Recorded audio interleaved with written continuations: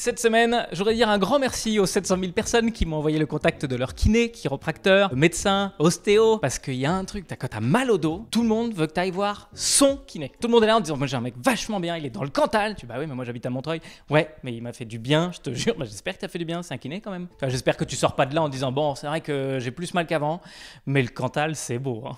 En même temps, c'est normal, c'est vrai que quand tu as une douleur que tu comprends pas, il y a plusieurs étapes. Première étape, c'est bon, on va voir comment ça évolue. Chez moi, c'est une phase qui peut durer 4 ans environ, jusqu'à ce que ma femme, elle me dise, si, là, t'as mal au dos. Là. Si, quand tu vas dans la cuisine, tu vas en roulant, faut que tu ailles consulter. Et ensuite, si ça empire, directement, tu as l'impression que tu vas te faire amputer. Mais chez moi, il n'y a pas entre les deux. C'est directement, j'ai l'impression que le médecin, il va me dire, ouais, là, il va falloir enlever la colonne vertébrale, là.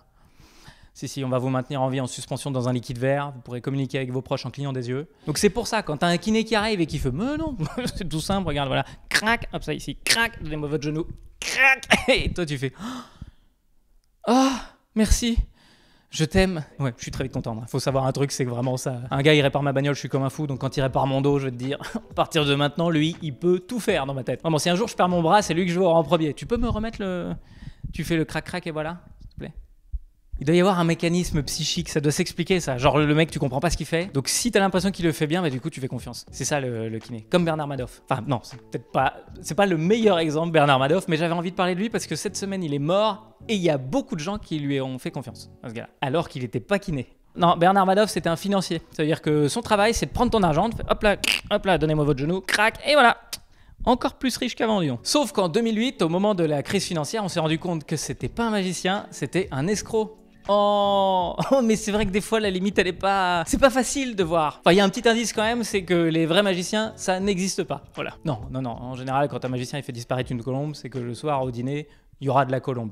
Donc Madoff dans les années 90, il a monté un fonds d'investissement spéculatif pour que les gens investissent et en fait il a payé les rendements des anciens investisseurs avec l'investissement des nouveaux investisseurs. Il a monté une pyramide de Ponzi. Ce mec-là, qui est président du Nasdaq, c'est le plus grand marché électronique d'actions du monde. C'est une pointure dans la finance. Il monte une pyramide de Ponzi sous le nez de tout le monde qui engloutit 65 milliards de dollars avant que les gens s'en rendent compte. C'est un génie. Parce qu'il a pas arnaqué ta mamie. Il est pas allé voir des petits vieux qui comprenaient rien à la bourse. Il a arnaqué des grands financiers, il a arnaqué des banques, il a arnaqué des milliardaires. Ce mec-là, c'est la Champions League. Clairement, Cahuzac à côté, c'est les départementaux. Il est allé attaquer les mecs sur leur terrain. C'est comme si je faisais un petit point à Mbappé. Donc évidemment, ça a énervé tout le monde. Le mec, il a été condamné à 150 ans de prison en 2009. Juste à titre de comparaison, Derek Chauvin, c'est le policier qui a asphyxié George Floyd l'année dernière, il risque 40 ans de prison. Voilà. Donc à choisir, peut-être mieux tuer un noir qu'arnaquer des blancs. 150 ans de prison, ça n'a aucun sens. Le mec, il avait 70 ans quand il a été condamné. Tu peux dire perpétuité, hein. Je veux dire, ça m'étonnerait qu'on le sorte pour bonne conduite, lui, hein. Ça m'étonnerait qu'il y ait un gars qui fasse, bon, on peut peut-être le laisser sortir, là. Il est calme depuis un bout de temps. Il a quel âge? 183.